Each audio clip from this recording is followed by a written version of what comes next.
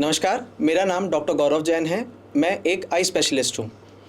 आज के इस पॉडकास्ट में हम एक इम्पॉर्टेंट टॉपिक को डिस्कस करेंगे जो कि है इंट्राओक्यूलर लेंसेज, यानी वो लेंसेज जो कि कैटरेक्ट सर्जरी के बाद में आपकी आँख के अंदर इम्प्लांट होते हैं। आपको ये पता तो पड़ गया है कि आपकी आँख के अंदर में कैटरेक्ट है, पर आप लोग ये कंफ्यूज्ड हैं कि सर्जरी के दौरान कौन सा लेंस लगाया जाए। तो इस पॉडकास्ट के दौरान मैं उम्मीद करता हूं कि आपको कुछ वैल्यूएबल टिप्स मिलेंगी जो कि आपको डिसाइड करने में हेल्प कर पाएंगी कि आपके लिए कौन सा लेंस बेटर रहेगा। इस टॉपिक को डिस्कस करने के लिए हमारे साथ जुड़ रहे हैं doctor Anant Sharma. Doctor Sharma, welcome to the podcast. नमस्कार डॉक्टर, आई रिक्वेस्ट आप सभी लोगों को अपने बारे में थोड़ा सा बताएं। थैंक यू वेरी मच पहले तो मेरे को यहाँ पर बुलाने के लिए। मेरा नाम डॉक्टर अनंत शर्मा है। मैं पिछले 10 साल से प्रैक्टिसिंग ऑफ्थेल्मोलॉजिस्ट हूँ बीकानेर के अंदर, और मेरा खुद का प्राइवेट हॉस्पिटल है और मैं गवर्नमेंट के अंदर भी काम कर चुका हूँ। एज असिस्टेंट प्रोफेसर मैंने करीबन 6 ईयर्स तक काम किया था और अभी मैं कंटिन्यू कर रहा हूँ यहाँ पर एज आई हॉस्पिटल में, director Sharma eye hospital. So doctor Anant, सबसे पहले अपन ब्रीफली कैटरेक्ट को एक बार डिस्कस कर लेते हैं। कई बार ये बात हो चुकी है कैटरेक्ट क्या है क्या नहीं है, तो एक बार आप बताएं। आप यूजुअली जब कैटरेक्ट किसी पेशेंट में डायग्नोस होता है तो आप किस तरह से पेशेंट्स को बताते हैं कि आपको कैटरेक्ट हो रहा है? तो देखिए, छोटा सा मैं एक शॉर्ट ब्रीफ आपको बताना चाहूँगा सबसे पहले कैटरेक्ट के बारे में। हालांकि पॉडकास्ट में पहले डिस्कस हो चुका होगा जहाँ तक मेरा ख्याल है। कैटरेक्ट जो है अपने आँख के अंदर एक लेंस होता है, उसके अंदर नेचुरल लेंस होता है, उसमें धुंधलापन आने को या ओपेसिफिकेशन को हम कैटरेक्ट कहते हैं। तो सबसे पहले जो कैटरेक्ट जो सर्जरी थी, वो सर्जरी हमने करी थी, वो हमारे सुश्रुत थे जिनको हम वैद्य बोलते हैं, वैद्य सुश्रुत, जिसके ऊपर हमारी मॉडर्न मेडिसिन के गुरु माने जाते हैं वो। तो उन्होंने जो सबसे पहले कैटरेक्ट सर्जरी में लेंस का इम्प्लांट किया था वो उन्होंने किया था। उसके बाद में, ये बहुत सालों पहले पुरानी बातें हैं, ठीक। उसके बाद में फिर धीरे धीरे उसका डेवलपमेंट होता गया। तो हमारे पास जैसे पेशेंट अगर आता है तो सबसे पहले उसकी यही कंप्लीट होती है कि डॉक्टर साहब मेरे को दिखने में समस्या आ रही है और आप मेरे को चश्मे का नंबर दे दीजिए। यूजुअली चश्मे के नंबर के लिए ही आते हैं लोग। चश्मे के नंबर के लिए आते हैं वो, बिल्कुल उनको लगता है बस चश्मे का नंबर चेंज हो गया होगा, नंबर लगा लेंगे, हमको ठीक हो जाएगा। फिर हम उसको अच्छी तरह जब एग्जामिन करते हैं और जब हम उनको कहते हैं कि आपके आंख में मोतियाबिंद हो गया है, तो एक बार पेशेंट थोड़ा शॉक में चला जाता है। और मेरे को लगता है कहीं ना कहीं ओल्ड एज वाले या थोड़े से जो लेटर एज में जो आ रहा है, बैक ऑफ द माइंड सबको पता ही होता है कि हो सकता है मुझे कैटरेक्ट है, बट एक्सेप्ट नहीं करना चाहते लोग। बिल्कुल सबने मोतियाबिंद के बारे में सुना होता है कहीं ना कहीं। तो उनको एक बार जब उनको पता लगता है कि मेरे को मोतियाबिंद है और मेरे को आगे ऑपरेशन कराना पड़ेगा इसका, तो एक बार वो पेशेंट शॉक में आ जाता है। बिल्कुल, उसमें थोड़ा एक्सेप्टेंस आने में टाइम लगता है, फिर उन पेशेंट की काउंसलिंग करनी पड़ती है हमें थोड़ी। अच्छा, यहाँ पे ये भी इम्पोर्टेंट है कि लोग यूजुअली जब कैटरेक्ट जब हल्का है या कम है उस समय नंबर लग भी जाता है। तो बट प्रॉब्लम क्या है कि अपने आजकल आप लोग भी देखते होंगे कि भाई हर कोई बस नंबर ही चाह रहा है, चाहे उसको नंबर से बेनिफिट है नहीं है, बट उसका माइंडसेट ये बन गया कि बस मैं नंबर ले लूँगा तो मेरा हाल फिलहाल काम चल जाएगा। देखिए, ऑपरेशन एक ऐसा वर्ड है जिससे हर एक को डर लगता है। इनफैक्ट मैं भी कहूँ, जब हमारी एज ज़्यादा हो जाएगी और हमें भी ऑपरेशन कराना पड़ेगा तो अपने को भी एक बार ये सोचेंगे चश्मे के नंबर से काम चल जाए। तो मरीज की ये मेंटालिटी होती है कि वो आके एक बार कैसे तैसे चश्मे के नंबर से काम चला ले। पर चश्मे का नंबर एक हद तक ही काम करता है, उसके बाद में वो काम नहीं करता है। उसके बाद में हमें ऑपरेशन उसका करना ही पड़ता है और उसमें लेंस डालना ही पड़ता है हमको। और चश्मे के साथ में भी क्वालिटी ऑफ विजन उतना अच्छा नहीं आ पाता है पेशेंट का। उसको थोड़ा धुंधला दिखता है, ओपेक दिखता है, एम्बर कलर का दिखता है। और विद टाइम वैसे भी वो तो कम होना ही है। हाँ, दिखना तो कम और होना ही है। दिखना जैसे जैसे मोतियाबिंद पकेगा वैसे वैसे उसको दिखना कम होता जाता है। बस मरीज को एक्सेप्टेंस आने की देर है कि मेरे को ऑपरेशन के लिए तैयार होना चाहिए। अच्छा, आपने पकने वाली बात जो बोली डॉक्टर अनंत, वो इम्पोर्टेंट है। आज की डेट में भी लोग पकने के लिए वेट करते हैं मोतिये का, तो क्या रेलेवेंसी है इसकी? देखिए, जब पुराने ज़माने की बात है ये, जैसे कि जब हमारे लेंस जब इजाद नहीं हुए थे, तब उस वक्त क्या दूसरी एक टेक्निक कही जाती थी, काउचिंग। तो उस वक्त हम क्या करते थे कि लेंस को, काउच का मतलब है कि उसको बेड पे लिटा देना। तो हम क्या करते थे, उस वक्त पेशेंट को जो मोतियाबिंद होता है उसकी आँख में हम एक छोटा सा नीडल से पंचर करके धक्का देके और जोन्यूल्स होते हैं उसको तोड़ के मोतियाबिंद को पीछे गिरा देते थे। तो उस वक्त तक लेंस इजाद नहीं हुआ था। तब उसके कॉम्प्लिकेशन रेट्स वगैरह काफ़ी हाई थे, ग्लोकोमा होने के चांसेस होते थे, उसके अंदर रेटिनल डिटैचमेंट होने के चांसेस रहते थे, कॉम्प्लिकेशन बहुत हाई थे। लेकिन जब हमारा लेंस इम्प्लांट आया उसके बाद से हमारी विजन रिकवरी और जो विजुअल प्रोग्नोसिस है वो पेशेंट का बहुत अच्छा होने लग गया। तो अब आज की डेट में हमें मोतियाबिंद पूरा पकने का वेट बिल्कुल करना भी नहीं चाहिए, क्योंकि उसमें कॉम्प्लिकेशन होने के चांसेस ज़्यादा होते हैं। Exactly. और अर्ली एज में हमको कराना चाहिए उसमें सबसे, क्योंकि आजकल मॉडर्न एडवांस पद्धति से हम ऑपरेशन करते हैं, जैसा कि सुना ही होगा सबने, फेकोमल्सिफिकेशन हम कहते हैं। तो उसमें हम जितना अर्ली कराएंगे उतना ही फ़ायदेमंद है पेशेंट के लिए। अच्छा, ये हम लोग भी यूजुअली, मुझे लगता है आप भी कहते होंगे, हम लोग तो ये कहते हैं कि मोतिया पकने की बात तो डॉक्टर्स ने लगभग 15-1 साल से तो छोड़ ही दी है, बट पेशेंट आज भी उसी चीज़ के अंदर में अटक के रह गए हैं कहीं ना कहीं। ये एक्चुअली में थोड़ा सा हम देखें तो इसमें जैसे एज डिफरेंस का या मेंटल जो अपना सिमिलैरिटी होती है उसके में फ़र्क पड़ता है। जैसे जो थोड़ा पुरानी एज के लोग हैं, 60, 70, 80, 90 साल के लोग हैं, तो उन्होंने अपने टाइम में यही चीज़ देखी है, उन्होंने अपने पेरेंट्स को देखा हुआ है, पेरेंट्स को देखा है, वो पूरा पकने के बाद ऑपरेशन कराते थे। बिल्कुल। और वो आप जो कह रहे थे उसमें शायद ये भी ऐड ऑन है कि उस समय ना तो माइक्रोस्कोप्स थे, बिल्कुल बिल्कुल बिल्कुल, तो वो वैसे ही बाय डिफॉल्ट वेट करना ही पड़ता था, वेट करना पड़ता था, नेकेड आई से ऑपरेशन होते थे, जो आज शायद अपन लोग सोच भी नहीं सकते हैं कि नेकेड आई से कोई सर्जरी अपन करें आँख की, वो भी कैटरैक्ट जैसी सर्जरी। बिल्कुल बिल्कुल। चलो, ये तो बात हो गई कि अब हमने बता दिया है कि पेशेंट को कैटरैक्ट है। अब सबसे इम्पॉर्टेंट बात आती है कि डॉक्टर साहब लेंस कौन सा डालना है, जो कि मुझे लगता है अपने आप में एक वास्ट टॉपिक है और काफ़ी कंट्रोवर्शियल टॉपिक भी है, क्योंकि कहीं ना कहीं हर किसी का यह सोच रहता है कि सब कुछ बराबर है, जो कि आप और मैं जानते हैं कि नहीं है ऐसा। तो वो मुझे लगता है अपने डिस्कस करेंगे तो वो ज़्यादा बेटर रहेगा पेशेंट्स के लिए भी। बिल्कुल बिल्कुल, आज का टॉपिक भी यही है, हमें इसे ही डिटेल में डिस्कस करना है और जागरूकता लानी मरीजों के अंदर कि लेंस के कितने प्रकार होते हैं और कौन से लेंस से किसको फ़ायदा हो सकता है। तो बेसिकली ब्रीफ में अपन एक बार बात कर लेते हैं कि टाइप ऑफ लेंसेज अपने आज के डेट में क्या क्या अवेलेबल हैं। थोड़ा सा अगर आप इजाज़त हो तो मैं ब्रीफ हिस्ट्री बताना चाहूँगा। बिल्कुल बिल्कुल। IOL की, तो सबसे पहला जो IOL डिस्कवर हुआ था वो किसी कंपनी ने नहीं बनाया था और किसी ने सोच समझ के नहीं बनाया था। ये जैसे हमारी पुरानी डिस्कवरी होती थी जिसके हम सेरेंडिपिटी बोलते थे, तो ये बाय एक्सीडेंट इजाद हुआ था। तो ये 1949 में सर हैरोल्ड रिडली करके एक साइंटिस्ट थे, तो उन्होंने एक वर्ल्ड वॉर सेकेंड की बात है, तो एक फाइटर पायलट था, उसके एक्सीडेंटली उसके जो कांच होता है, विंडो होता है, वो उस एक्सीडेंट हुआ, प्लेन क्रैश हुआ और वो कांच उसकी आँख के अंदर चला गया। तो वो एज अ फॉरेन बॉडी वहाँ पर पड़ा रहा। तो सर हैरोल्ड रिडली ने ये नोट किया कि ये फॉरेन बॉडी आँख के अंदर है और कोई रिएक्शन नहीं कर रही है, और लेंस उसका जो फाइटर पायलट था उसका वो ख़त्म हो चुका था, उसकी जगह वो कांच का टुकड़ा पड़ा था, तो उससे उसका विजन बहुत अच्छा हो गया। तो वहाँ से लेंस का ये इजाद हुआ है कि ऐसा कुछ हम आँख के अंदर डाल सकते हैं जिससे कि लेंस का ही काम करे, जो काम करे और पेशेंट की विजन आ जाए नॉर्मल। फिर बाद में धीरे धीरे जब लेंस का डिस्कवर होना चालू हुआ, उसके बाद में उन्होंने सबसे पहले PMMA करके एक मटेरियल होता है, उसका उन्होंने लेंस बनाया, कांच का टुकड़ा फाइबर का, और आँख के अंदर डाला, वो सक्सेस हुआ। उसके बाद में 1978 में फिर दोबारा से टेक्निक ईजाद हुई, फेकोमल्सिफिकेशन। फिर 1993 के अंदर सिलिकॉन लेंसेज आए। तो डॉक्टर अनंत, आपने बता तो दिया पेशेंट को कि कैटरैक्ट हो गया है, इनिशियल शॉक के बाद में वो अब रेडी भी है कि ठीक है डॉक्टर साहब ऑपरेशन कर दो मेरा आप। तो एक इसके बाद का जो टॉपिक है वो मुझे लगता है सबसे इम्पॉर्टेंट है कि कौन सा लेंस लगाया जाए, क्योंकि ऑप्शंस खूब सारे हैं और कौन सा लगाना है कहीं ना कहीं ये थोड़ा सा ट्रिकी हो जाता है।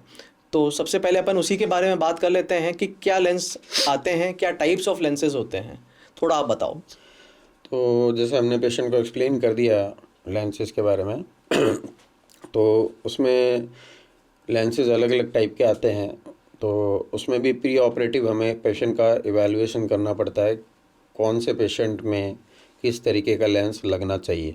तो मोटा मोटा तौर पे अगर हम समझें तो लेंसेज बेसिकली 3 टाइप के होते हैं। एक तो होते हैं मोनोफोकल लेंसेज जो कि सिर्फ दूर की नज़र के लिए काम करते हैं। एक होता है EDOF extended depth of focus lenses जो कि दूर और इंटरमीडिएट डिस्टेंस के लिए काम करते हैं, जैसे कि कंप्यूटर पे करना हो या महिलाओं को जैसे किचन वगैरह के अंदर काम करना हो, जो इंटरमीडिएट 70 to 75 सेंटीमीटर्स के डिस्टेंस पे काम करना हो, वो इंटरमीडिएट डिस्टेंस में आता है। और तीसरे टाइप के लेंसेज आते हैं ट्राइफोकल लेंसेज। उसमें 3 तरीके की डिस्टेंसेस करेक्ट होती हैं, distance, intermediate and near. Near में भी हमें 2 कैटेगरी आजकल कर दी हैं। एक तो नॉर्मल नियर विजन और एक होता है रीडिंग डिस्टेंसेस। दोनों में थोड़ा फ़र्क होता है। Normal near vision usually 40 centimetres तक मानते हैं, रीडिंग डिस्टेंस हमारा 33 to 35 सेंटीमीटर्स के आसपास रहता है। अच्छा, ये भी चीज़ 40 से नीचे के जो लोग हैं शायद वो नहीं समझेंगे, 40 प्लस वाले लोग ही समझेंगे कि नियर और डिस्टेंस का भी फ़र्क आने लग जाता है। अभी 40 से जो नीचे था वो वैसे ही पढ़ पा रहा था, जी बिल्कुल, लेकिन 40 के बाद में चश्मा चाहिए होता है, बिल्कुल, और ये चीज़ कैरी फॉरवर्ड होती है लेंसेज के साथ में भी। बिल्कुल। तो आप अगर मोनोफोकल लगा रहे हो तो आपको एक ही डिस्टेंस का व्यूअर मिलेगा, आपको दोनों चीज़ों का जो नियर एंड डिस्टेंस है उसका नहीं मिल पाएगा। तो दूसरे के सपोर्ट के लिए अपने को ग्लासेस लगाने ही पड़ेंगे। बिल्कुल। अच्छा, इसमें ये आपने बहुत अच्छा इंपॉर्टेंट बात बोली कि भाई अपने को प्री ऑपरेटिव एवेल्यूएशन इंपॉर्टेंट है, क्योंकि कहीं ना कहीं ऐसा होता है कि लोगों को लगता है कि बस कोई भी लेंस लगा देंगे और उससे काम हो जाएगा। तो ऐसा नहीं है, हर की रिक्वायरमेंट अलग है, तो हर के लिए लेंसेज भी अलग रहते हैं। जी बिल्कुल। सो नॉर्मल मोतियाबिंद के बारे में जब हम बात करते हैं मरीज से, तो जो हमारे पास मैक्सिमम नंबर ऑफ पेशेंट्स आते हैं वो सेनाइल या एज रिलेटेड कैटरेक्ट रिलेटेड आते हैं। लेकिन मोतियाबिंद और भी कई कंडीशंस के अंदर हो सकता है, जैसे कॉन्जेनिटल ग्लूकोमा, कॉन्जेनिटल कैटरेक्ट भी होता है। और मोतियाबिंद किसी रेडिएशन थेरेपी पे कोई पेशेंट हो, जैसे कैंसर के पेशेंट्स हैं उनको भी हो सकता है, किसी के चोट लग गई हो उनके भी हो सकता है। लेकिन मोस्ट कॉमन जो हमारे देखने में आता है वो ज़्यादातर एज रिलेटेड आता है। तो लेंसेज की चॉइसेस हर पेशेंट के लिए अलग है, और ये फंक्शनल जो मरीज जो होता है काम करता है, सबकी रिक्वायरमेंट्स अलग अलग है। नेचुरल लेंस जैसा भगवान ने बनाया वैसा वो तो लेंस हो ही नहीं सकता, वो आज तक बना नहीं है और अभी तक बना भी नहीं सकते, जहाँ तक मेरा ख्याल है। लेकिन देखते हैं आने वाली समय में क्या टेक्नोलॉजी किस तरफ तक कहाँ तक जाती है। लेकिन हम जो बनाते हैं वो एक फंक्शन विजन पेशेंट्स को मिल जाता है उसके अंदर। इसमें इंपॉर्टेंट ये भी है कि भी पेशेंट्स को अपनी एक्सपेक्टेशन लेवल को तो मैनेज करना ही पड़ेगा। बिल्कुल, बिल्कुल। ऐसा नहीं हो सकता कि जो मतलब प्री ऑपरेशन जो नेचुरल लेंस का विजन था एकदम एग्जैक्टली वैसा आ जाए, या फिर जो बचपन में जैसा दिखता था वैसा हो जाए। वो तो किसी के लिए भी संभव आज की डेट में तो एटलीस्ट नहीं है। भगवान ने जैसा विजन दिया वैसी कोई नहीं बना सकता। अच्छा, अपन ने मोनोफोकल की बात करी, फिर अपने आजकल ये ईडॉफ जो सबसे अभी लेटेस्ट में ईडॉफ चल रहे हैं और खूब जगह ईडॉफ का ही नाम चले जा रहा है, तो थोड़ा इसके बारे में आप बताओ क्या रह रहा है अभी। देखिए, मैं आपको बताना चाहूँगा कि सबसे पहले जैसे लेंस जब हमारे डिस्कवर हुए थे तो मोनोफोकल लेंसेज ही हुए थे जो मार्केट में आए थे। तो उससे पेशेंट को दूर का बहुत अच्छा नज़र आता था, बिल्कुल क्लियर नज़र आता था। फिर धीरे धीरे अब और नया क्या, तो रिक्वायरमेंट जनरेट हुई, तो उसके बाद में बाईफोकल लेंसेज आने लगे। तो उन्होंने कहा कि भाई दूर का तो दिख गया, अब नज़दीक का भी साफ देखना है। कई प्रोफेशंस ऐसे होते हैं, जैसे कि कई मॉडल्स हो गए या ट्रेन ड्राइवर्स हो गए, जिनको कि वे चश्मा लगाने से थोड़ा प्रॉब्लम है, जिनको क्रिस्प क्लियर विजन चाहिए डिस्टेंस और नियर में, जहाँ पे चश्मा लगाने की रिक्वायरमेंट नहीं होती। तो उनको चाहिए था कि भाई दूर का तो दिखे ही दिखे और नज़दीक का भी साफ दिखे। तब बाईफोकल और ट्राईफोकल लेंसेज का डिस्कवर हुआ। लेकिन जैसे जैसे डिस्कवरी होती जाती है वैसे वैसे उसके साइड इफ़ेक्ट भी पता लगते हैं। तो मोनोफोकल लेंसेज में दूर का अच्छा दिखता था, कॉन्ट्रास्ट सेंसिटिविटी बहुत अच्छी थी, कलर बहुत ब्राइट दिखते थे, क्योंकि सारी जो लाइट होती है वो आँख के रेटिना पे फोकस होती है, पूरी लाइट होती है, वो एक मुश्त पेशेंट देख पाता है। उसके बाद में बाईफोकल या ट्राईफोकल लेंसेज का इजाद हुआ। उसमें बेसिकली क्या रिंग्स होती हैं, जोन्स होते हैं। तो दूर के लिए अलग जोन है, नज़दीक के लिए अलग जोन है, और नियर के लिए इंटरमीडिएट के लिए अलग जोन है। लेकिन सेम अमाउंट ऑफ लाइट को आप 3 पार्ट में जब डिवाइड करोगे तो कहीं ना कहीं पेशेंट की कॉन्ट्रास्ट सेंसिटिविटी, कलर को परसीव करने की जो क्षमता होती है वो कम हो जाती है। और साथ में इसका एक, क्योंकि रिंग्स होती हैं तो एक बहुत बड़ा नुकसान ये होता है कि उसमें पेशेंट्स को ग्लेयर और हैलोज नज़र आते हैं। जैसे कि कोई भी रोशनी नज़र आ रही है, उसके चारों तरफ कंसेंट्रिक रिंग, कलरफुल रिंग्स नज़र आएंगी, या पॉइंट सोर्स ऑफ लाइट होगा वो फैली हुई नज़र आएगी। अच्छा, ये भी अनफॉर्चुनेटली ये अपन पहले से डिसाइड कर ही नहीं सकते पेशेंट के लिए कि किसको ये परसीव होगी और किसको नहीं भी होगी। बिल्कुल बिल्कुल। दो एक से लाइफस्टाइल के लोगों को भी अलग अलग लेवल ऑफ परसेप्शन ऑफ ये रिंग्स होगा, किसी को पता भी नहीं पड़ेगा, और हो सकता है किसी को इतना दिक्कत आए कि उसको अपना लेंस से इसीलिए चॉइस ऑफ, कहते हैं नो आईओएल फिट्स ऑल। तो चॉइस ऑफ आईओएल पेशेंट के हिसाब से बहुत ज़रूरी है, उसके फंक्शनैलिटी के हिसाब से। अब जैसे कि नॉर्मल कोई पेशेंट है जिसका बहुत ज़्यादा रीडिंग का वर्क नहीं है, जो नॉर्मल बैठा रहता है और उसको बहुत ज़्यादा देखना नहीं है, तो उसके लिए मोनोफोकल लेंसेज सफिशिएंट है। अब कोई ऑफिस गोइंग आदमी है जिसको कंप्यूटर पे बहुत ज़्यादा काम रहता है, तो उसके लिए जो नई category of lenses extended depth of focus, क्योंकि मोनोफोकल लेंसेज जो है वो इंटरमीडिएट विजन में काम नहीं करता था, और कंप्यूटर वगैरह जो हम काम करते हैं वो इंटरमीडिएट विजन के अंदर आता है। तो उसके लिए एक्सटेंडेड ईडॉफ लेंसेज का हमारा डिस्कवरी हुई।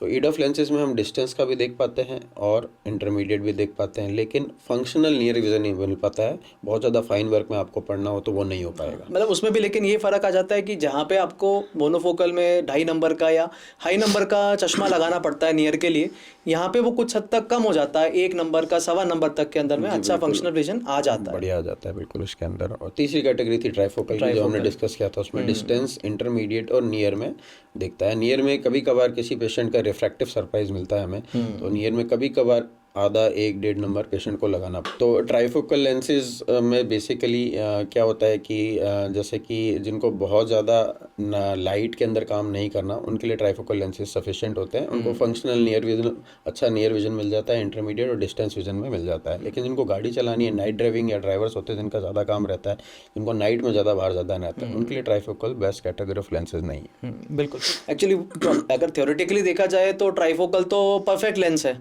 बट प्रैक्टिकली जो लाइफस्टाइल के साथ में आपको क्या प्रॉब्लम आएगी या नहीं आएगी, वो जब इम्प्लांट होएगा तभी पता पड़ेगा। और ट्राइफोकल के साथ प्रॉब्लम ये है कि जिसको नाइट ड्राइविंग है तो उसमें हाई चांसेस हैं कि आपको ग्लेयर्स और हेलोस दिखेंगे ही दिखेंगे, तो वो बहुत प्रॉब्लमेटिक हो जाता है आदमी के लिए। और जैसा कि आपने बताया डॉक्टर साहब कि हेलोज और ग्लेयर होती हैं, किसी को दिखते हैं किसी को नहीं दिखते हैं, तो उसमें एक टर्म आता है न्यूरोनल अडेप्टेशन। तो जैसे इनिशियली अगर किसी को दिख भी रहे हैं, तो जैसे स्टडीज़ के अंदर ऐसा कहा गया है कि भाई 6 महीने या साल भर के बाद में ब्रेन होता है वो अडेप्ट कर लेता है उस चीज़ के लिए, तो ऐसा रहता है। बट फिर भी वो लॉन्ग टर्म है, अभी उसके बाद में भी 6 महीने बाद होगा या नहीं होगा, इसीलिए हम लोग को एक बार पेशेंट के बिहाव पे डिसाइड करना पड़ जाता है कि भाई ये आपके काम का तो नहीं है, क्योंकि प्रॉब्लम आएगी तो उसका वर्क अराउंड कुछ नहीं है। जी बिल्कुल, मरीज को प्रॉब्लम आती है, उसको बस अडेप्ट करना पड़ता है। बेसिकली ब्रेन उसको इग्नोर करना सीख लेता है, लेकिन वो प्रॉब्लम परसिस्ट करती है। कभी कभार ऐसा भी देखा गया है कि किसी पेशेंट से अपने ट्राइफोकल लेंसेज लगाया, उसको इतनी प्रॉब्लम हुई कि उसको एक्सचेंज या रिप्लेस भी करना, हाँ, एक्सप्लांट भी करना पड़ जाता है। बिल्कुल बिल्कुल। अच्छा, आपने जो मल्टीफोकल या ट्राइफोकल की जो बात कर रहे थे, उसमें मैं ये ऐड करना चाहूँगा कि जो लाइट है वो दिन में तो सबके लिए बराबर ही है, बट कंट्रास्ट हो गया, चाहे लाइट के ओवरऑल ब्राइटनेस हो गई, ये भी ब्रेक होती है, तो वो असली इफेक्ट तो पता तो रात को ही पड़ता है कि भाई कितना मुझे क्लियर दिख रहा है या कितना कम दिख रहा है। जी तो मेरे ख्याल से तो एक्टिव लाइफस्टाइल वाले जो भी लोग हैं, जिनको अच्छा खासा ट्रैवलिंग करना है या फिर गाड़ी चलानी है, तो उनके लिए मैं तो अप्रोप्रिएट नहीं मानता हूँ कि उनको लगाना चाहिए। बिल्कुल। आप क्या, मेरे सबसे मोस्ट ऑफ द ऑफ्थेल्मोलॉजिस्ट हैं वो यही मानते हैं जिनको नाइट ड्राइविंग ज़्यादा करनी पड़ती है, क्योंकि उसमें ट्राइफोकल में कलर्ड और ग्लेयर और हेलोस का बहुत ज़्यादा प्रॉब्लम रहती है नाइट के अंदर। और दूसरा कॉन्ट्रास्ट सेंसिटिविटी और कलर परसेप्शन है वो थोड़ा कम रहता है, तो वो जिनको नाइट में ज़्यादा ड्राइविंग करनी है या जिनका एक्टिव लाइफस्टाइल है उनके लिए बहुत ज़्यादा रिकमेंडेड नहीं है। एक लेंस और है जिसके बारे में हमें पता है, लेकिन उसको पेशेंट को एक्सप्लेन करना मुझे कई बार बड़ा डिफिकल्ट लगता है, वो है टोरिक लेंसेज। तो जिसको टोरिक का रिक्वायरमेंट आता है, तो पहले तो थोड़ा आप टोरिक के बारे में बता दो कि भाई क्या होता है और कहाँ इसका यूज़ है, फिर अपने नेक्स्ट क्वेश्चन की तरफ चल लेंगे। तो बेसिकली टोरिक लेंसेज क्या है, जो आँख में हम जैसे कहते हैं लेंस का पावर करेक्ट हो जाता है, तो एक एस्टिग्मेटिज्म नाम की रिफ्रैक्टिव एरर और होता है, उसको करेक्ट करने के लिए यूज़ लेते हैं। बेसिकली जो कॉमन भाषा में एंगल वाला जो नंबर होता है, जी बिल्कुल, एंगल या सिलेंडर वाला नंबर, उसको करेक्ट करने के लिए एस्टिग्मेटिज्म के लिए हमें टोरिक लेंसेज को हमें डालना पड़ता है। तो वो टोरिक जो पावर होती है वो या तो कॉर्निया की वजह से हो सकती है या लेंस की वजह से हो सकती है। तो मोस्टली जो लेंस वाला पार्ट है वो तो सर्जरी से करेक्ट हो जाता है, लेकिन कॉर्निया वाला पार्ट करेक्ट करने के लिए हमें टोरिक लेंसेज की ज़रूरत पड़ती है। उसमें कुछ सर्जिकल इंड्यूस्ड एस्टिग्मेटिज्म भी होता है, तो जैसे सर्जन कोई ऑपरेट करते हैं उसको भी बोलते हैं। तो कुछ बेसिक मिनिमम पावर तक तो हम करेक्ट नहीं करते हैं, उसके बाद में हमें हायर पावर्स के लिए सिलेंड्रिकल या टोरिक लेंसेज की ज़रूरत पड़ती है। तभी पेशेंट को हम बेसिकली ईमेट्रोपिया या कहें तो चश्मे से आज़ादी दे सकते हैं, क्योंकि अगर हमने पेशेंट को विजन करेक्ट किया और हमने लेंस डाला और उसका एस्टिग्मेटिज्म रह गया, और तो हमको पेशेंट को तो चश्मा पहनना पड़ेगा, तो उसको करेक्ट करने के लिए ज़रूरी है। हाँ, इसमें बेसिकली वो दो बातें हैं कि भाई जब हम सर्जरी हो ही रही है तो काफ़ी हद तक हम जो पुरानी रिफ्रैक्टिव एरर्स हैं उनको भी जो कवर करा जा सकता है। तो उसके अंदर में एक टोरिक काफ़ी इंपॉर्टेंट टूल है, क्योंकि अल्टीमेटली सर्जरी हुई, टोरिक रह गया नंबर, तो चश्मा तो फिर भी लगाना ही पड़ेगा। जी बिल्कुल, कईयों के एनाटॉमिकल डिस्टर्बेंसेस के कारण जो टॉरिक का या सिलेंडर वाला पावर होता है कईयों के बहुत हाई चला जाता है। तो अगर हम सिर्फ लेंस को चेंज कर दें और उसको करेक्ट नहीं करें तो पेशेंट को काफ़ी प्रॉब्लम हो सकती है बाद में। अच्छा, बेसिकली टोरिक भी एक तरह से एड ऑन ही है, चाहे मोनोफोकल हो, चाहे ईडॉफ हो, चाहे मल्टीफोकल हो। जी, तो ये टोरिक तो एड ऑन हो गया, मतलब टोरिक एक एक्स्ट्रा फीचर हो गया एक तरह से। जैसे नॉर्मल लेंसेज हम बात करते हैं, मोनोफोकल हो गए या फिर ईड ऑफ हो गया या फिर मल्टीफोकल लेंसेज हो गए, तो टॉरिक बेसिकली क्या जो लेंस में के अंदर ही मोनोफोकल टॉरिक आते हैं, ईड ऑफ टॉरिक आने लग गए और आजकल मल्टीफोकल टॉरिक भी आने लग गया। तो हम उसमें उस सिलेंड्रिकल पावर को ऐड कर देते हैं जिसके कारण से पेशेंट को चश्मे से आज़ादी मिल जाती है। तो वही पुराने क्वेश्चन पे मैं वापस आता हूँ, आप एक्सप्लेन कैसे करते हो पेशेंट को अपने कि भाई आपको टोरिक का भी एड ऑन ज़रूरत है? तो हम बेसिकली क्या पेशेंट का प्री ऑप इवैल्यूएशन करते हैं, वर्कअप करते हैं, जिसमें हम देखते हैं पेशेंट का कॉर्निया चेक करते हैं, लेंस को चेक करते हैं और रेटिना को चेक करते हैं अलग अलग मशीनों से, जिसे हम प्री ऑपरेटिव इवैल्यूएशन बोलते हैं। उसमें अगर हमें लगता है कि इसमें सिलेंड्रिकल नंबर भी है पेशेंट को, तो हमें उसको समझाना पड़ता है कि आपका मोतियाबिंद तो हट जाएगा ऑपरेशन के बाद में, लेकिन जो सिलेंड्रिकल नंबर है वो नहीं हटेगा। उसको हटाने के लिए आपको टॉरिक लेंस को इम्प्लांट करना पड़ेगा। एक्चुअली उसमें भी प्रॉब्लम ये आती है कि क्योंकि एक एक्स्ट्रा फीचर है तो कॉस्ट एड ऑन हो जाती है, और पेशेंट को लगता है कि बस अगर ये लग गया, चाहे मोनोफोकल ही है, तो फिर मेरी टोटल डिपेंडेंसी जो है चश्मे की वो हट जाएगी, जो होता नहीं है। तो वो थोड़ा कहीं ना कहीं मुझे लगता है थोड़ा ट्रिकी रहता है पेशेंट को भी समझाना। पेशेंट को एक्सप्लेन करना पड़ता है हमें थोड़ा। कई बार पेशेंट समझते हैं, कई तो पढ़े लिखे पेशेंट्स होते हैं वो उस बात को समझते हैं, तो वो हमें बताना पड़ता है कि क्योंकि हमने ऑपरेशन कर दिया और बाद में अगर पेशेंट कभी कर हमें ये भी कहते हैं कि आपने सुना होगा कि डॉक्टर साहब चश्मा तो लगाना पड़ रहा है, तो हमें ऑपरेशन करने का क्या फ़ायदा हुआ। तो इस चीज़ के लिए हमें पेशेंट को प्रॉपर काउंसलिंग करनी पड़ती है, पहले करनी चाहिए, तभी पेशेंट के लिए इफेक्टिव विजन हम ला सकते हैं। ये काउंसलिंग भी अभी आगे डिस्कस करेंगे, क्योंकि कहीं ना कहीं सर्जरी का ये भी इंपॉर्टेंट पार्ट है। आजकल इतना एडवांस हो गया कि सर्जरी तो 10-15 मिनट में हो जाता है, बट प्री ऑपरेटिव और पोस्ट ऑपरेटिव ही आज के डेट में इंपॉर्टेंट रह गया है। बिल्कुल बिल्कुल। अच्छा, अब इम्पॉर्टेंट टॉपिक है इसी के अंदर में कंटिन्यूएशन में, प्री ऑपरेटिव एवेल्यूएशन। तो आप लोग कैसे अप्रोच करते हैं प्री ऑपरेटिव एवेल्यूएशन के लिए पेशेंट का? तो बेसिकली जब पेशेंट हमारे पास आता है तो हम उसको पूरा अच्छी तरह से चेक करते हैं, मशीन पे एग्जामिन करते हैं, उसका सारे हम एबनॉर्मेलिटी देखते हैं कि आँख में और कोई प्रॉब्लम तो नहीं है, कॉर्निया क्लियर है कि नहीं है, लेंस में कोई प्रॉब्लम तो नहीं है, लेंस अपनी जगह से तो नहीं हिला हुआ है, और आँख में दवाई डाल के पर्दे को भी चेक करना पड़ता है। और उसके अंदर जैसे एडवांस मशीन्स होती हैं, OCT मशीन, उससे क्योंकि कई पेशेंट्स को प्री एग्जिस्टिंग डिजीज़ हो सकती हैं, जैसे डायबिटीज़ हो गई है, तो उसमें मोस्ट कॉमन हमारे चेंजेस आते हैं, या और भी कई डिजीज़ के अंदर हमारे आँख के पर्दे में चेंज आते हैं। तो क्योंकि सिर्फ हम पेशेंट को ये कह दें कि यहाँ आपके ऑपरेशन के बाद में अच्छी नज़र आ जाएगी, क्योंकि पेशेंट ऑपरेशन कराता है तो वो ये चाहता है कि हमारी नज़र बहुत अच्छी है, तो उसके प्री ऑपरेटिव एवेल्यूएशन का ये रोल है, रेटिना अच्छे से चेक करना चाहिए, और उसमें अगर कोई प्रॉब्लम हो तो हमें प्रॉपर काउंसलिंग के साथ में पेशेंट को बताना चाहिए कि आपके पर्दे में ये दिक्कत है, और आपको फर्दर कई ऐसी चीज़ें होती हैं जो ठीक हो सकती हैं, जो ठीक नहीं हो सकती हैं, तो उसके साथ में हमें पेशेंट को बताना पड़ता है। जैसे डायबिटीज़ के अंदर अगर डायबिटिक मैकुलोपैथी है या मैकुलर एडीमा है, तो साथ में हम इंजेक्शन एडवाइस कर सकते हैं, या पेशेंट का ऑलरेडी प्री एग्जिस्टिंग कोई स्कार है, चोट के कारण है या कोई बीमारी के कारण है, तो हमें उसको बताना पड़ता है कि आपके पर्दे में इस तरीके से दिक्कत है। तो आप पोस्ट ऑपरेटिवली रियलिस्टिक एक अप्रोच में पेशेंट भी आगे बढ़ेगा। जी बिल्कुल, उसको समझाएंगे तो उसके एक्सपेक्टेशंस लेवल उतने हाई नहीं रहेंगे, और उसको समझ में आएगा कि मेरा जो ऑपरेशन के बाद में नज़र कम आ रही है तो किस वजह से आ रही है, क्यों आ रही है। और साथ में फिर हम और भी जैसे लेंस का पावर हो गया या केरेटोमेट्री होगी, तो हम वो सारी डिटेल्स देखते हैं, जिससे हमारे को डिटेल पता लगती है पेशेंट की ओवरऑल वैल्यूएशन में कि पेशेंट का फंक्शनल विज़न कैसा रहेगा, और उसके बेसिस पे हम पेशेंट को एडवाइस कर सकते हैं कि आपके लिए किस कैटेगरी का लेंसेज सही रहेगा। अच्छा, इसमें जो आपने बोला ना, ये मुझे लगता है ये भी काफ़ी इंपॉर्टेंट है प्री ऑपरेटिव इवैल्यूएशन में, फंडस एग्जामिनेशन आँख के पर्दे का। तो अमूमन होता क्या है कि जल्दी जल्दी में कई बार क्या होता है, कई जगहों पे पर्दे का इतना अच्छे तरीके से जांच नहीं होती है और सर्जरी कर दी जाती है, जबकि अगर वैसे देखा जाए आज के समय में वेल डॉक्यूमेंटेड ही है कि अगर कोई प्री एग्जिस्टिंग रेटिनल डिजीज़ है या ग्लोकोमा है, तो जो भी ये एडवांस लेंसेज हैं, चाहे ईडॉफ है, चाहे अपने ट्राइफोकल लेंसेज हैं, वो कहीं ना कहीं कॉन्ट्रा इंडिकेटेड तो हैं इन सब डिजीज़ के अंदर में। जी बिल्कुल, जैसे कि रेटिनल डिजीज़ हो गए या फिर दूसरी पैथोलॉजीज़ होती हैं, उसके अंदर जो एडवांस प्रीमियम लेंसेज होते हैं, एडॉफ हो गया, मल्टीफोकल होते हैं, वो हमें डालने नहीं होते नहीं हैं। होता है। या जैसे पेशेंट्स ने प्रायर, जैसे पुराने ज़माने में चश्मा हटाने के लिए आर के या PRK सर्जरीज होती थी, उसके अंदर भी हमें जो मल्टीफोकल या फिर प्रीमियम लेंसेज होते हैं वो कॉन्ट्रा इंडिकेटेड होते हैं, क्योंकि वो प्रॉब्लम कर सकते हैं पेशेंट को। उसमें ज़्यादातर मोनोफोकल लेंसेज रिकमेंडेड होते हैं।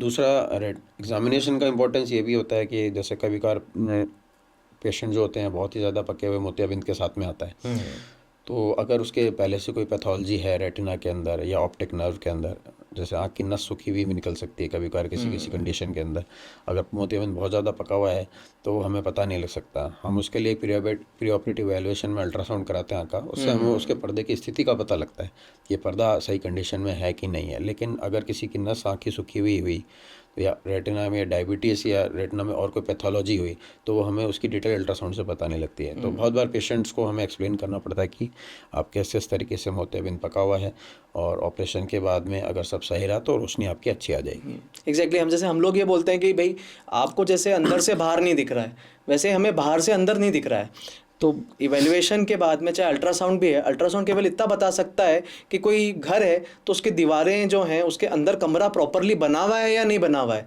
पर उस कमरे का रंग क्या है वो तो जब दिखेगा अंदर तभी पता पड़ेगा। तो वैसे ही जब अपने ऑप्टिक नर्व दिखेगी तभी पता पड़ेगा कि क्या है, हटेगी और पीछे क्या है जब भी नजर आएगा, जब भी हम पेशेंट्स को बता सकते हैं कि क्या है उसके अंदर। तो वही है कि कहीं ना कहीं एक 100% आपको कभी भी अंदाज़ा लगाना बहुत मुश्किल ही है ओवरऑल अगर देखा जाए तो। जी बिल्कुल, जिसमें अगर फंडस दिखता है उसमें हम बता सकते हैं, पर जिसमें बहुत ज़्यादा मोतियाबिंद पका होता है उसके अंदर बताना थोड़ा मुश्किल होता है। चलो ये बात तो हो ही गई कि प्री ऑपरेटिव एनालिसिस इंपॉर्टेंट है, और उसी में जितना जो ज़्यादा टाइम देगा वो पेशेंट के लिए अल्टीमेटली जो रिजल्ट है उसमें मैटर करेगा। अब ऑपरेशन तो हो गया, लेंस भी लग गया, पोस्ट ऑपरेटिवली भी कई बार IOL रिलेटेड चैलेंजेस आ जाते हैं। तो जैसे आपने अपने प्रैक्टिस में या ओवरऑल क्या आपने फेस किया? देखिए, वैसे तो मोस्ट कॉमन जो हमें दिक्कत आती है लेंस के अंदर सबसे ज़्यादा वो आती है लेंस के पीछे जो एक झिल्ली होती है जिसे हम पोस्टर कैप्सूल बोलते हैं, उसमें ओपेसिफिकेशन चालू हो जाता है जिसे हम PCO बोलते हैं। तो ये एक टेम्परेरी अपने बीमारी है, इसको हम आजकल एडवांस टेक्नोलॉजी आ गई लेज़र, तो लेज़र से साफ़ करके और उसमें एक छोटा सा छेद बना देते हैं जिससे पेशेंट का विजन होता है वो क्लियर आउट हो जाता है। कभी कभार पेशेंट को ये लगता है देख के कि भाई ऑपरेशन तो मैंने कराया था, बहुत अच्छा हुआ था, उस टाइम मेरे को बहुत अच्छा दिखा था, अब पता नहीं क्यों मेरे को परेशानी आने लगी। तो कभी कभी पेशेंट को जब ये दिक्कत आई तो उसे जाके अपने ऑप्थेल्मोलॉजिस्ट से कंसल्ट करना चाहिए, और इस चीज़ में अगर उनको प्रॉब्लम है तो ये एक ट्रीटेबल डिजीज़ है और इसको हम सही कर सकते हैं। मतलब बेसिकली इसमें जो एक प्रथा बन गई है या जो एक सोच बन गई है लोगों की कि भाई कैटरैक्ट इज़ आई, ऐसा नहीं है। कैटरैक्ट तो आंख का एक बहुत छोटा हिस्सा है जिसका सर्जरी होता है, उसके अलावा तो आंख में कोई भी प्रॉब्लम कभी भी आ सकती है किसी को भी। बिल्कुल, तो जैसा कि मैं दिखाना चाहूँगा अपने व्यूअर्स को, ये आई का मॉडल है हमारा एक, जिसमें हमने 3D में समझाने की कोशिश करी है। तो ये हमारी आई बॉल होती है, ये हमारा कॉर्निया होता है, ये हमारा लेंस होता है, और ये पीछे हमारा पर्दा होता है, ये हमारी आँख की नस होती है। तो अगर हम जो ऑपरेशन करते हैं मोतियाबिंद का, उसमें हम सिर्फ एक ये लेंस को चेंज करते हैं जो कि इसमें मोतियाबिंद हो जाता है। इसके अलावा आँख की पुतली में भी प्रॉब्लम हो सकती है, आँख के बीच में एक जेल होता है उसमें भी प्रॉब्लम हो सकती है, आँख के पीछे पर्दे में भी प्रॉब्लम हो सकती है, आँख के ऑप्टिक नर्व में भी प्रॉब्लम। अगर इन चारों में कोई प्रॉब्लम है तो सिर्फ मोतियाबिंद करने से कुछ नहीं होगा, उनको भी ट्रीट हमें करना पड़ेगा। तो जैसे नॉर्मल लेंस होता है वो बिल्कुल ट्रांसपेरेंट होता है, इसके बीच में से लाइट जाती है और पर्दे पे जाके फोकस होती है, और ये सारी इन्फॉर्मेशन ऑप्टिक नर्व के थ्रू ब्रेन में जाती है। तो ये चीज़ धीरे धीरे धुंधली होती जाती है। तो जैसा कि हम देख रहे हैं कि बिल्कुल मोतियाबिंद पका हुआ होता है जो इस तरीके का दिखता है, और जब हम इसके बीच में आ जाता है और पक जाता है तो हमें रोशनी होती है वो जानी बंद हो जाती है अंदर। तो इसको हटाने की ज़रूरत है, इसकी जगह हम लेंस को डालते हैं जिससे कि आदमी की नज़र वापस आ जाती है। इसमें मैं जैसे पेशेंट्स आते हैं तो भाई यही कहता हूँ कि भाई देखिए, जैसे पाँव का काम है चलना, तो पाँव में कोई भी प्रॉब्लम आएगी, चाहे फ्रैक्चर हो जाए, चाहे कट लग जाए, चाहे चोट लग जाए, अल्टीमेटली चलने में ही प्रॉब्लम आएगी। तो वैसे ही आँख का काम है देखना, आँख के किसी भी हिस्से में प्रॉब्लम आएगी तो अल्टीमेटली आपको देखने में ही प्रॉब्लम आएगी। पर हर चीज़ का सॉल्यूशन ना तो कैटरैक्ट सर्जरी है और ना हर चीज़ का सॉल्यूशन चश्मे का नंबर है। जी बिल्कुल, जैसे पेशेंट का सोचना ये होता है कि अगर दिखने में प्रॉब्लम आ रही है तो कैटरैक्ट ही होगा और उसको सही करने से सब कुछ सही हो जाएगा। लेकिन बहुत सारी नज़र, हमारी आँख की नज़र बहुत सारी चीज़ों पर डिपेंड करती है। अच्छा, पेशेंट काउंसलिंग के टाइम पे आप क्या यूजुअली पेशेंट्स को समझाते हैं? क्योंकि कई बार हम लोग भी देखते हैं कि कहीं ना कहीं पेशेंट के कोई रिलेटिव ने या कहीं पे कोई पर्टिकुलर टाइप ऑफ लेंस या पर्टिकुलर टाइप ऑफ सर्जरी कराई भी होती है, तो कहीं ना कहीं उसके रिजल्ट के साथ में वो एक बायस लेके आता है कि मेरे को तो वो सेम सर्जरी करवानी है। तो उस समय आप क्या करते हो? तो बेसिकली जो हमारे डिफरेंट टाइप ऑफ लेंसेज आते हैं वो फॉरेन में भी बने हुए होते हैं और इंडिया में भी बने हुए होते हैं। तो कई लोग काउंसलिंग के अंदर पेशेंट्स को ये समझाते हैं, जैसे कई डॉक्टर्स होते हैं उनकी काउंसलिंग टीम होती है, उससे कहते हैं ये इंडियन लेंसेज हैं, ये इम्पोर्टेड लेंसेज हैं। हालांकि फाइनल चॉइस तो पेशेंट का ही होता है, हम उसको कहते हैं, वे सब समझा देते हैं। लेकिन आजकल इंडियन टेक्नोलॉजी भी बहुत अच्छी हो चुकी है और उसमें जो लेंसेज हमारे बन रहे हैं बहुत ही सुपीरियर क्वालिटी के लेंसेज बन रहे हैं। इनफैक्ट इंडिया कई कंट्रीज़ के अंदर लेंसेज को एक्सपोर्ट भी कर रहे हैं। राइट। तो इकोनॉमिकली वो बहुत सस्ते पड़ते हैं इम्पोर्टेड कैटेगरी। इम्पोर्ट में एक तो बाहर के लेंसेज होते हैं, प्लस उसमें इम्पोर्ट ड्यूटीज़ लगती हैं, उसके कारण लेंस बहुत कॉस्टली हो जाता है। क्योंकि कई बार ये होता है, पेशेंट कहता है डॉक्टर साहब ये मोनोफोकल इंडियन भी है और इम्पोर्टेड आपका महंगा है, तो ये कहना पड़ता है कि भाई इम्पोर्ट ड्यूटी तो अपने को ही देना पड़ेगा, इम्पोर्ट ड्यूटी कौन देगा? टेक्नोलॉजी दोनों में सेम है, टेक्नोलॉजी लगभग सेम है आज के डेट में। ज़्यादा से ज़्यादा जो फ़र्क आता है वो ये आता है कि जो लेंस बाहर से आते हैं क्योंकि उनको मैन्युफैक्चर करने की कॉस्ट थोड़ी ज़्यादा होती है। अब कंपनी मल्टी नेशनल कंपनीज है तो उसके अंदर थोड़े और उनके इकोनॉमिकल बायस होते हैं, इस वजह से लेंस की कॉस्ट है वो फ़र्क पड़ जाती है। बाकी मटेरियल वाइज या टेक्नोलॉजी वाइज हमारे इंडियन टेक्नोलॉजी एट पार है और बहुत अच्छी क्वालिटी ऑफ विजन दे रहे हैं। हाँ, जैसे हम लोग भी आजकल मैक्सिमम अपने इंडियन लेंसेज की तरफ ही शिफ्ट हो गए हैं क्योंकि सारी चीज़ें अवेलेबल हैं, चाहे मोनोफोकल हो, चाहे बेस्ट ऑफ द बेस्ट ईडॉफ्स हो या ट्राईफोकल्स हो, सब कुछ आ ही रहा है आज की डेट में। बिल्कुल, जो आजकल टेक्नोलॉजी इंडिया में पहले ईजाद हो रही है और फिर वो बाहर जा रही है। वो बाहर जा रही है। इनफैक्ट वो आप जो कह रहे हो वो सही है कि कितनी जगहों पे तो इंडियन लेंसेज इंपोर्ट हो रहे हैं। बिल्कुल एक्सपोर्ट करते हैं उनको, और जो कहीं पे टेक्नोलॉजी अगर ईजाद भी होती है तो उसका जो ट्रायल होता है वो मोस्टली इंडिया के अंदर ही होता है। उनकी स्टडीज़ इंडिया में भी करी जाती हैं और उसके अकॉर्डिंग फिर वो उसको बाद में रिलीज़ करते हैं कमर्शियली। हाँ, तो वो ठीक है, एक साइकोलॉजिकली एक पेशेंट को अगर है कि नहीं मुझे इम्पोर्टेड ही लगाना है तो ठीक है, बाकी बहुत ज़्यादा फ़र्क आज के डेट में इतना रहा नहीं। हम बता सकते हैं पेशेंट को, हमारा जो अवेलेबल लेंसेज हैं काउंसलिंग में हम यही चीज़ समझाते हैं कि आप क्या करते हैं, आपकी लाइफस्टाइल के अकॉर्डिंग आपका लेंसेज कौन से अच्छे रहेंगे, मोनोफोकल अच्छे रहेंगे या ट्राईफोकल अच्छे रहेंगे या ईडोफ लेंसेज रहेंगे। और हम उनको ये भी बताते हैं कि भाई आपके एक्सपोर्ट फॉरेन कंट्रीज़ जो लेंसेज हैं वो बाहर के लेंसेज हैं वो ये हैं और यही सेम लेंसेज इंडिया में भी हैं। लेकिन अगर कोई पेशेंट बायस होकर आता है, क्योंकि ज़्यादातर जो पेशेंट्स होते हैं वो उनके किसी रिलेटिव के लगे हुए होते हैं लेंसेज, वो सुन के आते हैं कि ये लेंस बहुत अच्छा है, तो हम पेशेंट को फुल चॉइस देते हैं। वो पेशेंट की मर्जी है, हमारे को तो लगाने में कोई दिक्कत नहीं है। अच्छा, मैं जैसे यूजुअली जब काउंसलिंग के टाइम पे मैं ये कहता हूँ कि भाई 3 फैक्टर्स के ऊपर डिपेंडेंट है अल्टीमेटली आपको क्या लेंस लगना है।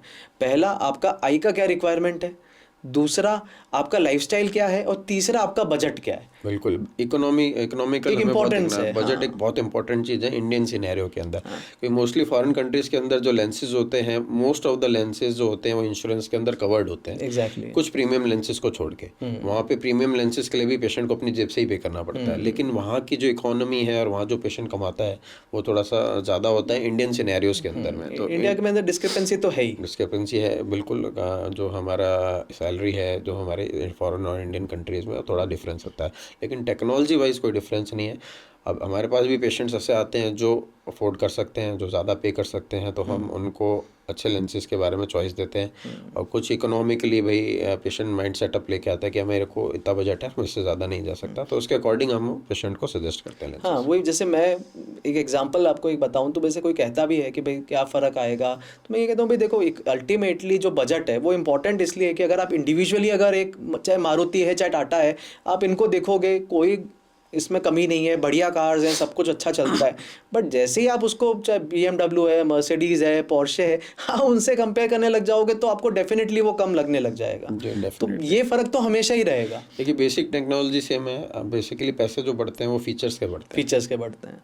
और प्लस इंडियन इम्पोर्टर का जो इम्पोर्ट ड्यूटी है वो तो हमें ही बियर करना है, वो कोई और बियर तो करेगा नहीं।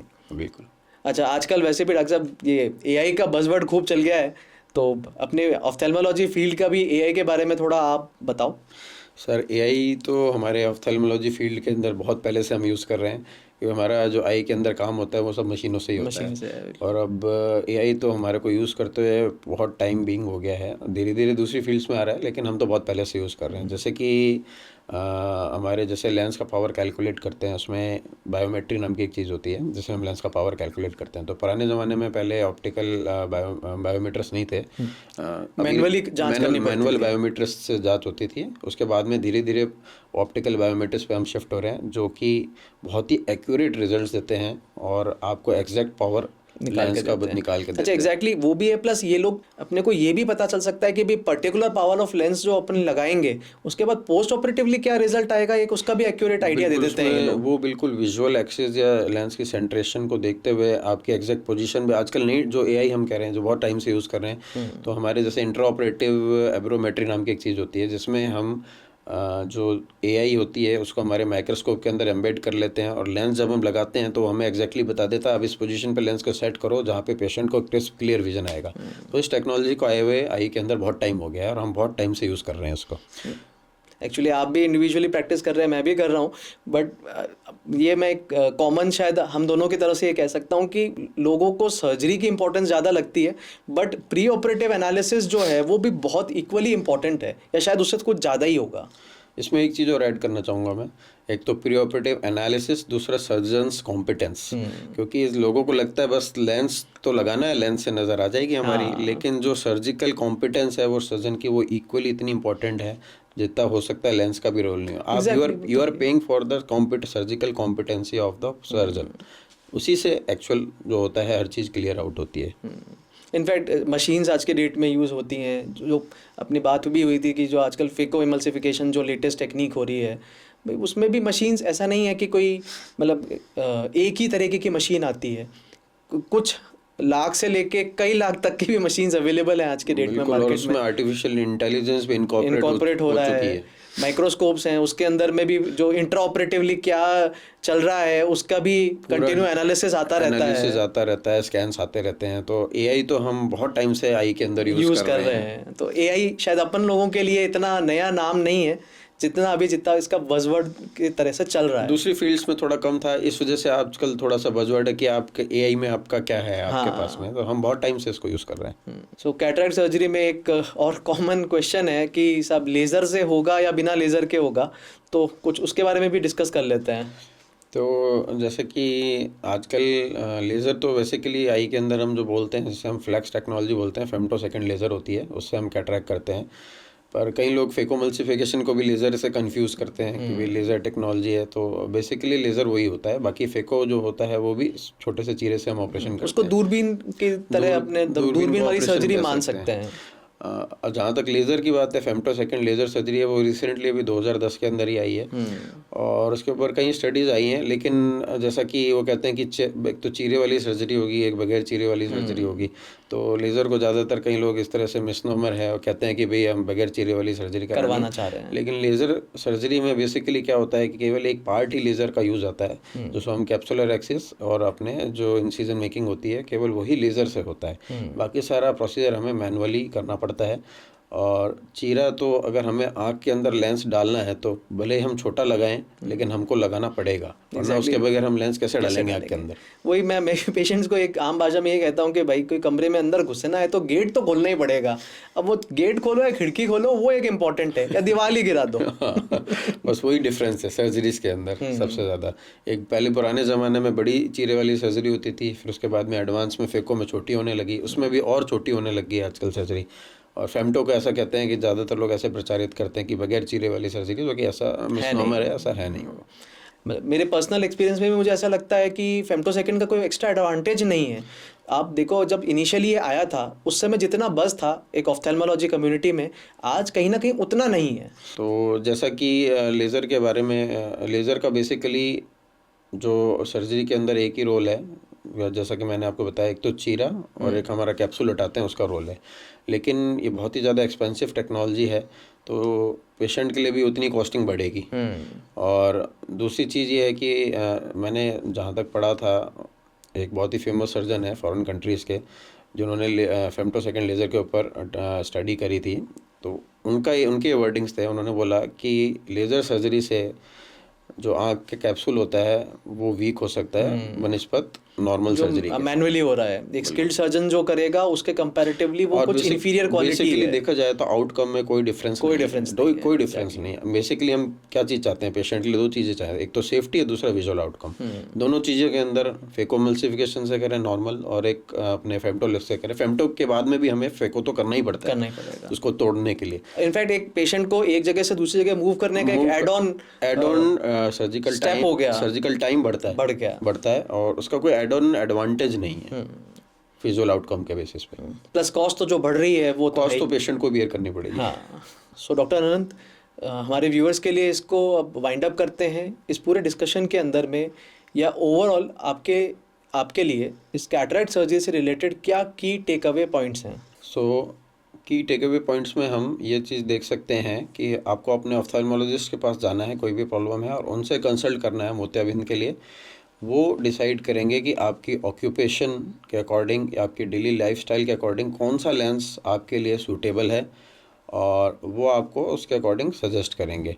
और हमेशा ध्यान रखिएगा कि आपको surgical pre operative evaluation, post op hygiene और सर्जिकल कॉम्पिटेंस को ज़्यादा तवज्जो देनी है, ना कि सिर्फ आई वेल को। लेंस इंपॉर्टेंट है पर surgery is equally important. Thank you so much doctor Anant, आपने अपने बिजी शेड्यूल से टाइम निकाल के इस पॉडकास्ट में पार्ट लिया। Thank you so much. Welcome. मैं उम्मीद करता हूँ आपको हमारा आज का पॉडकास्ट पसंद आया होगा। हमारे चैनल को सब्सक्राइब करें, इस वीडियो को लाइक करें और इस वीडियो को ज़्यादा से ज़्यादा दूसरों को शेयर करें, जिससे ये इन्फॉर्मेशन जितना ज़्यादा हो सके उतनी फैले। Thank you so much.